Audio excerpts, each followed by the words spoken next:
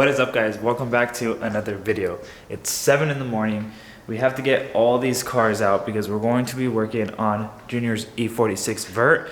We have a ton of maintenance to do, but we have to get the shop ready. And that's what sucks about having such a small shop, is that you always have to move cars around just to even get started. We have Junior's beautiful OBS, which we're still trying to figure out what's going on with it. We did heads on it because it did blow a head gasket, pretty common on these V6s.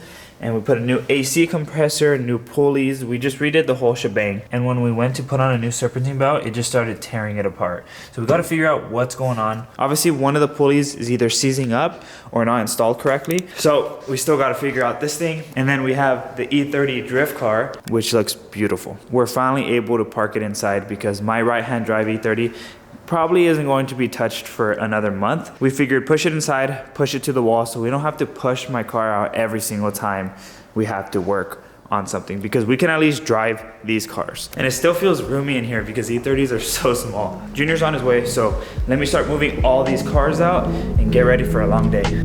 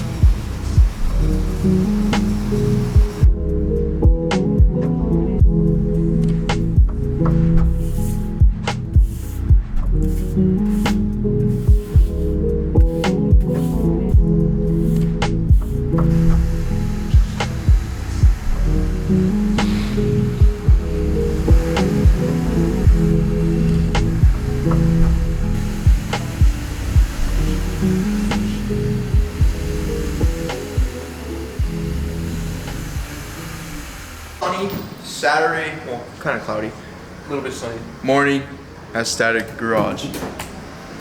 It was a pretty cloudy morning, not gonna lie. So take a look what we got here today, guys. We don't even know what we're doing today. DSSR, short shifter. DSSR.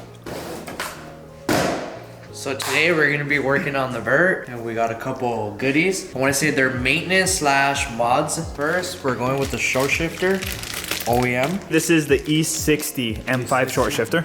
Some bushings from RevShift for the diff. What is that? A Guibo. Ooh, Guibo. I love Guibos.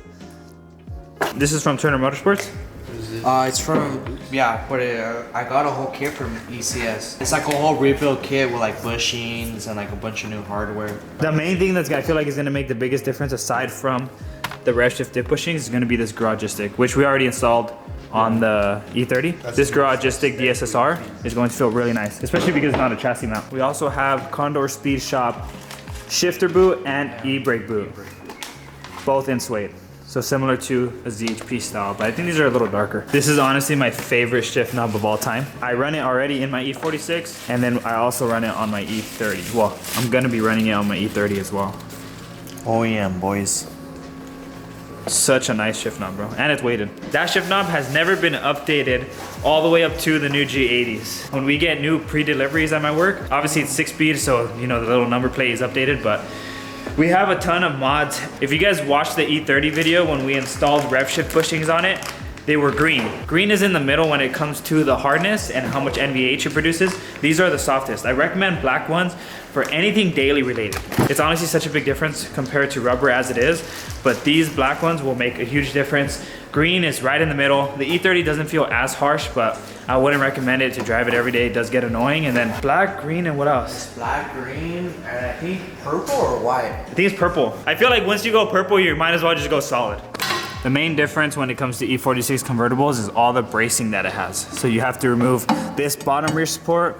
There's a support right here. Then you can get access to dropping the whole exhaust. On the E30 chassis mount, you get rid of the linkages. With this one, we're gonna go with more of an OEM setup, and that's why there's so much bushings that we're gonna be replacing with poly, because we're gonna be rebuilding all the little tiny bits that control how much play there is in the shifter. You'll see how worn out they can get. Hopefully this one isn't too bad. The shifter does feel pretty nice on these cars, but with newer BMWs, they tend to get a little more upgraded. Like if you ever drive an M2 or a new M3, those shifters feel amazing. They're so mechanical, and I'm sure it's because they have stiffer bushings.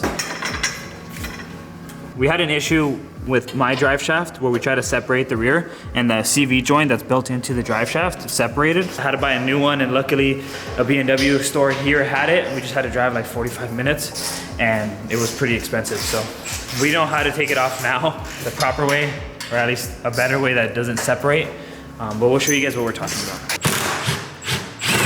Our boy Hector's outside washing the cars. I'm gonna give him a little edit because he's always washed our cars for a really long time. He used to work at BMW and started going full time on his car wash business, so we're gonna give him a little love. She wanna go and call that nigga, don't approach her with that authority. Nigga, that nigga game home is sorry. They say conversation, rule a nation. I can tell, but I could never right my wrongs unless I write it down for real. P.S.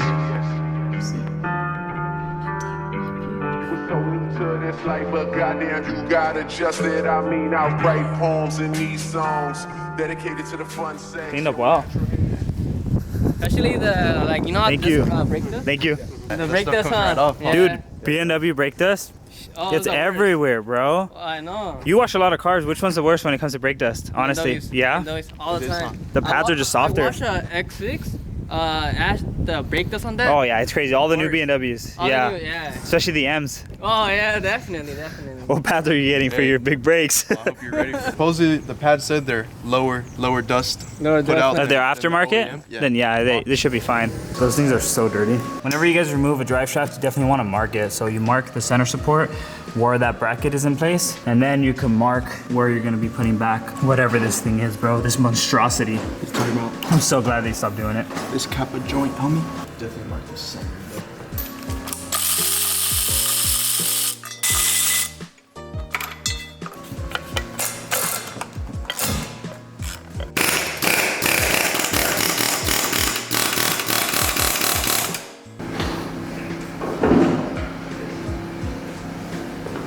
You got dropped by the sway bar. By the sway bar. Bad. All right, I don't want to touch this. We have to take off the axle shafts. Those are very easy to remove. Same thing as removing the drive shaft. I think it is an E12 as well. Pop those puppies off, then remove the sway bar, and you can actually get some pretty good room to drop this differential. And if you're gonna be doing this on the ground, you can use a jack. If you're doing it in the air, definitely have another person helping you.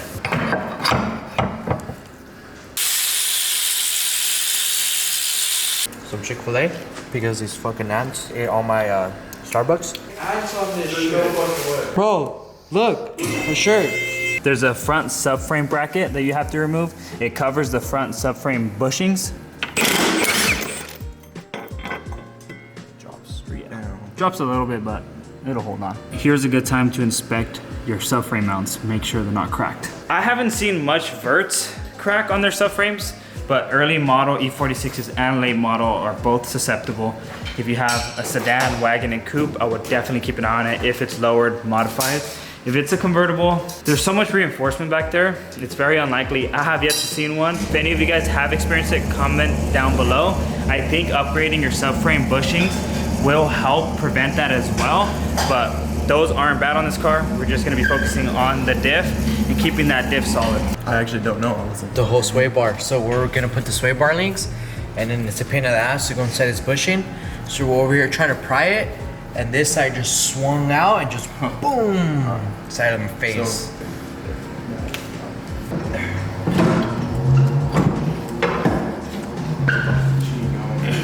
Got it?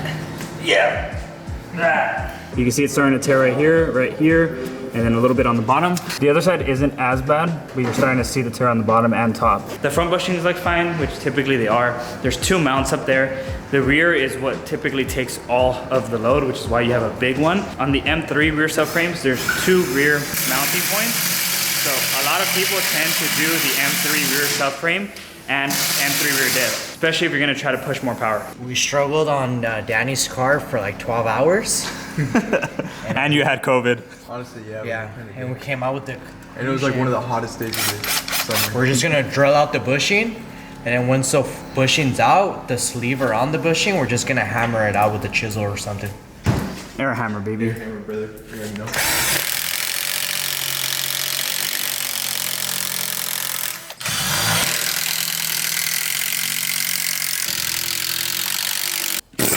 Oh. Trying to get it out, son. Oh. That's a record, bro. You're cooked. Remember last time, bro? We struggled for like half the day. Bro, for the whole fucking Didn't we buy like day. tools? We bought a whole toolkit that didn't We work. even had a. We still have that thing. I know. Bro. We see it. Schwalben makes some decent tools, but it doesn't work for this application. But we got it out. Yeah. With the air hammer, the rear ones typically comes out faster. It's a lot bigger too. Because last time, we spent hours trying to do this. Honestly, I probably This like time- 5 hours half the bro, day. this is only like 20 minutes of our work right now. On the actual bushings, maybe. Drilling them, air hammering them out. Oh my god, bro. Anybody need your diff bushings done, we got you. No. Dude, we were at least able to save most of it. Pushing the rubber out of the metal sleeve. Let's look at the new diff bushings from RevShift because they do look a little bit different than the OEM ones. If an experienced mechanic ends up doing a job way faster, which typically we end up doing, especially over time if you work for a dealership, you work on the same cars every day. A lot of the times the customers will complain like, why, if it only takes 30 minutes to do, am I gonna pay you the 3 hours that it says on paper that it takes to do the job? It's because typically it takes 3 hours, but if someone can knock it out faster because of their experience, then they should be rewarded with the extra money. All you mechanics out there know exactly what I'm talking about when it comes to flat rate. It's a gift and a curse. These diff bushings right here, and they're actually 2-piece, both front and rear. So you have to disassemble them. They come with some sticky grease, just like we did on the E30, and you wanna literally coat everything. The metal insert, the outside, inside, all that good stuff. And if you also noticed, the diff bushings aren't actually on the diff like a lot of other cars. It's on the subframe. All the bushings are on the subframe itself. My favorite thing about RevShift is this right here. Made in the US of A, brother. This right here is literally a CV joint on the drive shaft. There are so many ways BMW chose this way. I don't know why. I don't know if there's other E46s that don't have this. I'm pretty sure there is, but super annoying. Luckily, with an air hammer, it'll come off, but sometimes this cap will pop off and grease will start coming out and that seal is just tarnished, which happened to mine. So we had to take apart everything and put a new one in. Luckily today, all we're going to be doing is replacing the center support and the front guibo. Doesn't want to go in, huh? Yeah, you want it? Good? Yeah. Actually? Yeah, dude, you're so good. Did you mark it? Yes. It's gonna fall, bro. I just fucking eat shit. The car's gonna fall. Oh, fuck. I'ma fall. You just did a drive shaft shortening, delete. So you can use a socket or you can use something like this, which we got from work, so sorry guys. Just makes it that much easier. But we're going to be putting on a little bit of Loctite into that screw so it doesn't come loose, since we are not going to be torquing it. There's literally no way. We marked the drive shaft all the way through so it can be splined correctly because each shaft is balanced. And you wanna make sure that it stays balanced, because if you have it, maybe a tooth off, it won't really make that much of a difference, but definitely like 2, 3, 4 or more teeth, you're gonna feel some vibration, especially at higher speeds. Like a little baby, like a heavy ass fucking baby, goddamn. 3 washers, they're gonna be going in the front. We're gonna be using the stock bolts and everything's gonna start compressing. Because these are soft poly bushings, they will actually compress a decent amount. Don't get scared about that. Make sure you put on the washer.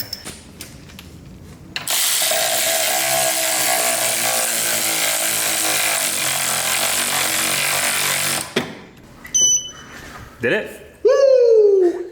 Compa! Compa, compadre! Sí, compa! Sí, compa! Yeah, that's enough thread.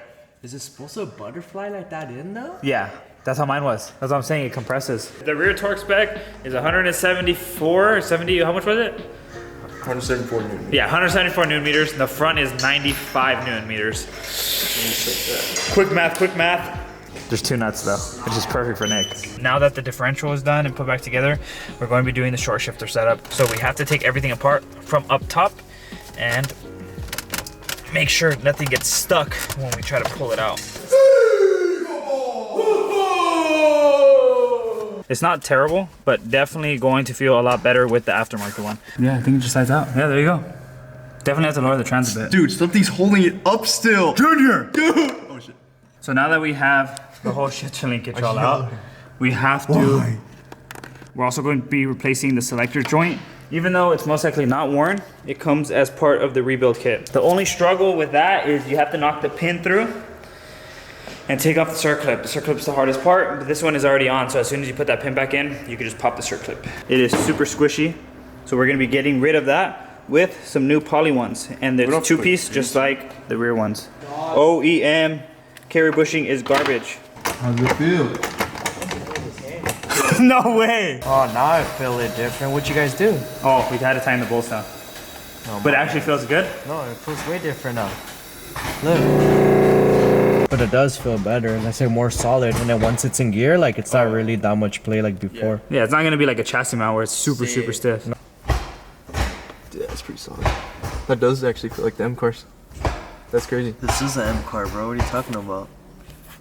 And then those little white nylons were for this, huh? I mean, everything fit perfect. The only thing that we had to do was actually grind down the selector joints. Like the little sleeves, huh? So when it comes to the new one, if you have a used one, it's most likely fine. The edges were actually protruding on the bushing. So we had to grind it down with a Dremel because the Garagistic machine DSSR is such tight tolerance. So we had to grind it down a little bit on each side and pretty much make it like the old one. But at least the inside diameter will be better because of the fresh bushing. Saca la bolsita. Here, the bolsita, bro. Can you go up on the lift, Hector? Oh, bro! What? You're fucking whack, fool. Why? Look! What? What'd I do? Oh shit, yeah, forgot the shift. Yeah, pull it off, fool, it's easy. Especially like in the heat or like, let's say like in the cold days. Like But if you your get, hands you are could all get sweaty. gloves for Alcantara. What would you do? Yeah, see? Hector agrees. Once I get it daily, then I'll do it. But I don't have it daily now. I mean, there's this E30 I can buy, but these guys are being kind of lames, you know? Oh, yeah, that fool. Sure.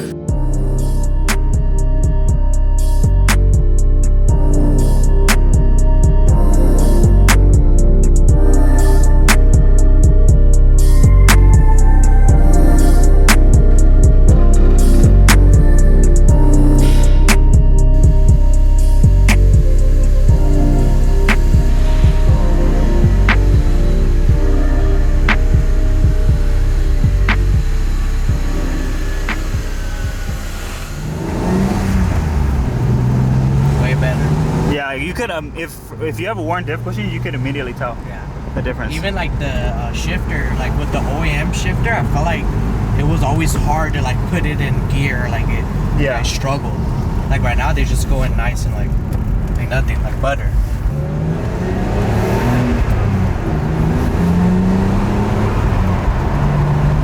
The diff feels good.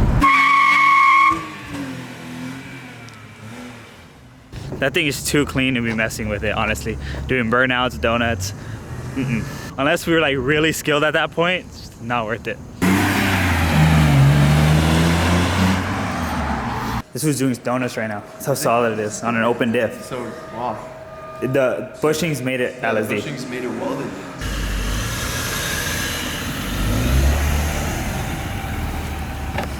Way better. Yeah? It wouldn't burn out like that with the other diff. Nah? Hell yeah. You'll feel it. It was like Yeah, it would move all crazy.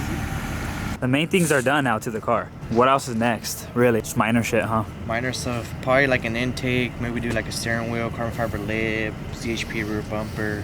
I know the wheels rub. I hope we can get them to fit. If not, and we just get up getting like a one-piece wheel. So like Chrome to Ease supercharger. Just done. Like there's nothing else you need to do to this car, really. It's such a perfect car.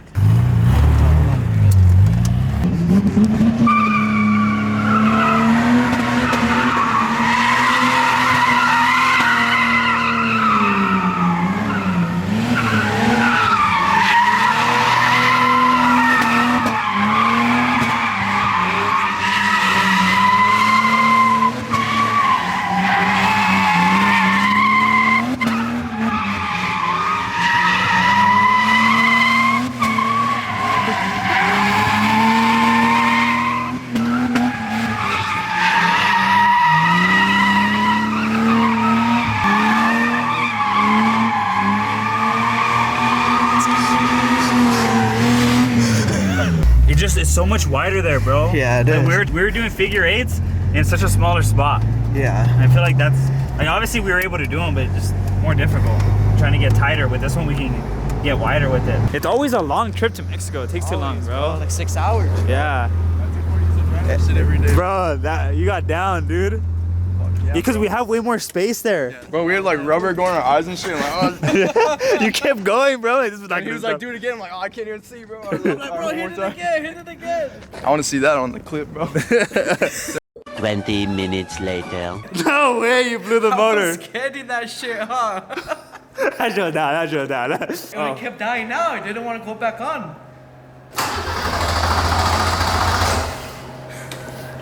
It's out of gas. Oh, yeah. Are you sure? Yeah, it was low as well. The light was on? It's doing the same thing when we first got it. I think it's out of gas. Yeah. When we drove it out, when me and him drove it over there, Yeah. like, the gauge was under the red, but the light was. I didn't record what he just did, but You did it? No. Bro, I need to like Bro, get it for a while. if you blew it up, I wouldn't even be mad. Bro, just put an E36 motor in. Yeah, that's what I'm saying. I'm sure it's fine. The build continues even further, bro. No, we need to fix this buckle now. You keep saying, oh, we're No. gonna wait to do maintenance. No, this time. Actually, No, actually, bro. Let's all shake on it. Nah, I'm not shaking on that. Yes, bro. But on that note, hope you guys enjoyed this video. Make sure to like, subscribe, and share. And we'll see you guys on the next one.